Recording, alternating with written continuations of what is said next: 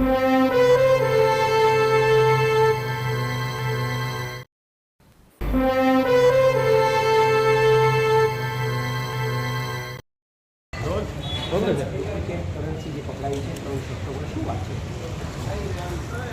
જિલ્લાની એલસીબીના પોલીસ કર્મચારીઓના વિશ્વાસી અને અંગત બાતમીદારો મારફતે એવી હકીકત મળી કે ભાવનગર શહેરના ક્લાઉડ ગેટ ચોકીની બાજુમાં જે નવું બિલ્ડિંગ બને છે એની પાછળની બાજુ જે 3 શખ્સો બાતમી બનાવટની ડુપ્લિકેટ ચલણી નોટો લઈ ઊભા છે અને એનો ઉપયોગ બજારમાં કરવાનો કોઈ પ્લાનિંગ બનાવી રહ્યો છે।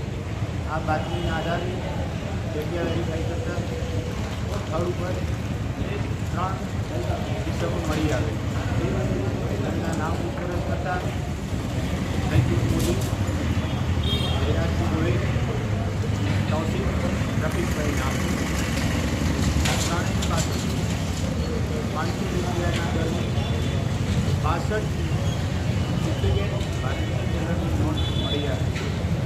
ત્રણેયની સામે કાયદેસરનો ગુનો નોંધી આગળની તપાસ હાથ ધરવામાં આવેલી છે। 3 આરોપી પૈકીના જે તૌસીફ રફીકભાઈ આરોપી છે એ આની પહેલાં જીએસટીમાં જે ગુનામાં પકડાઈ ચૂકેલો છે। વધુમાં જીએસટીના કર્મચારી અધિકારીઓ ઉપર હુમલો કરવાનો પણ એનો દાખલ થયેલો છે।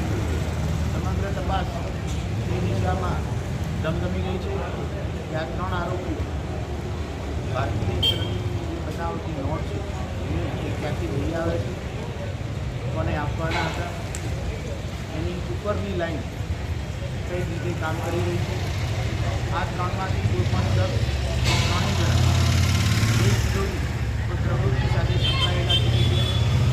આની પહેલાં કેટલી વાર આ લોકો ચેક ઇન્ડિયન કરન્સી નોટ લઈ આવેલા છે અને ભાવનગર કે આજુબાજુના કોઈ ડિસ્ટ્રિક્ટ કે ભારત દેશના કોઈ પણ રાજ્યમાં આમનું નેટવર્ક છે કે કેમ, આ સમગ્ર દિશાઓમાં આ તપાસ હાથ ધરવામાં આવી રહી છે। સાહેબ, અગાઉ જે ચલણી નોટના જે કેસ કરવામાં આવ્યા હતા એ ગુનામાં કયા લોકો સંડોવાયેલા કોઈ જાણકારી મળી છે? પ્રાથમિક જે તપાસ થઈ રહી છે નોટ બજારમાં ક્યાં ગઈ છે હાલ પૂરતું FICનો જે પહેલાં કેસ દાખલ થયેલા છે એમાં ડાયરેક્ટ ઇન્વોલ્વમેન્ટ ક્યાં દેખાતું હોય એવું પ્રાથમિક તપાસ નથી। હાલમાં કઈ આ જે કરન્સી પકડાઈ છે આરોપીઓ છે એને કોઈ બજારમાં ફરતી કરી છે કરન્સી?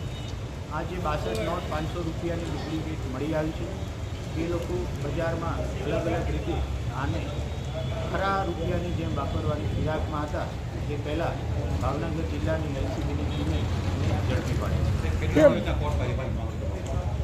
એ હજી પ્રોસેસમાં છે એટલે વધુમાં વધુ સમય કોર્ટમાં રિમાન્ડ મેળવવામાં આવશે અને જરૂર પડે ગુજરાત રાજ્યની બહાર પણ